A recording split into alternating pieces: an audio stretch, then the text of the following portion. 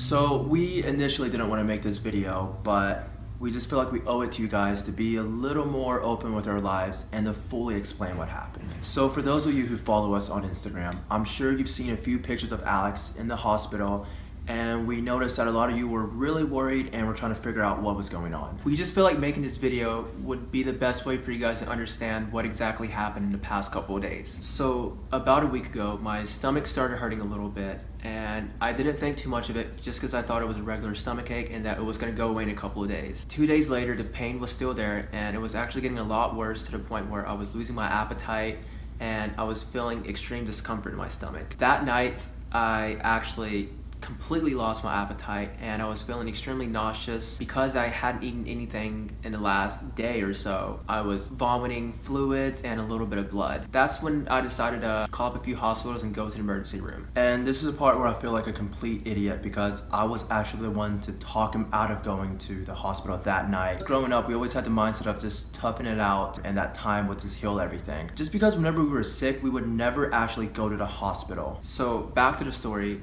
That night, after we went to sleep, the pain got so bad to the point where I was having trouble breathing. I was still throwing up every 30 minutes. I just decided to call an Uber to go to the emergency room by myself behind his back. When I got to the hospital, they ordered a CT scan and actually found that there was some fluid in my pelvis and my appendix was actually leaking and inflamed. Basically, when an appendix is leaking, it's about to burst, and when an appendix does burst, there's a bunch of bacteria and pus that gets released into your organs, and it can actually end up infecting your organs, and if left untreated, you can actually die from it. So that's when the hospital decided to call Alan and let him know that I was about to be transferred to another hospital to receive a surgery. So when I found out, I immediately drove him to another hospital where he would receive immediate surgery. On the way there, that's when his appendix actually bursted, and I'll never forget this moment because I've never seen Alex in this much pain in my entire life. His face turned pale, he was shaking, he was sweating, he was screaming at the top of his lungs, and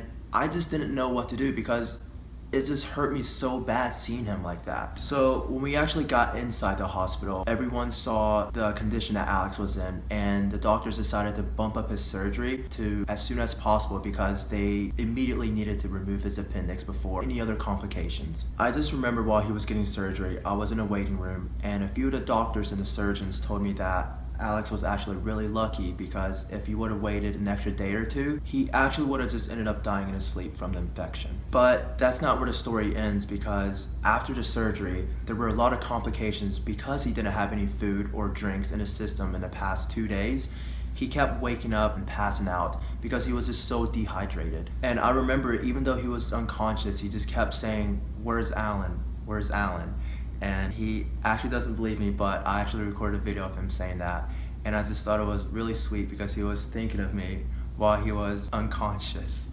And the next morning, he slowly started regaining his consciousness and regaining his strength back a little bit. He started remembering where he was at and what happened. Fast forward 2 days, I was finally released from the hospital and I was able to come home. So they put me on a fluid diet to where I can basically only eat and drink soup. And they also told me not to walk around too much. Pretty much, I'm just supposed to be resting and sleeping as much as I can for the next couple of weeks. So basically, they placed me under his care, and I'm a little bit worried, to be honest. Guys, I've been taking good care of him. I've actually been cooking for him. He's just been warming up my soup. That doesn't count as cooking. I've been taking good care of him, guys, don't worry. Basically, to sum up the story, if he would have actually listened to me and took my advice on not going to the hospital, then we wouldn't even be here making this video because he probably won't even be here.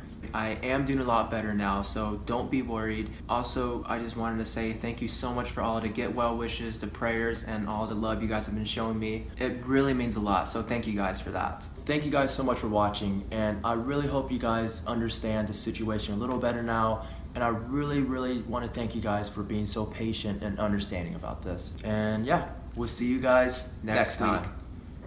Don't argue with me now, Alan. We'll see you guys next time. Week. I swear I thought you said week. 1, 2, 3. And we'll see you guys next time. Okay, in the video.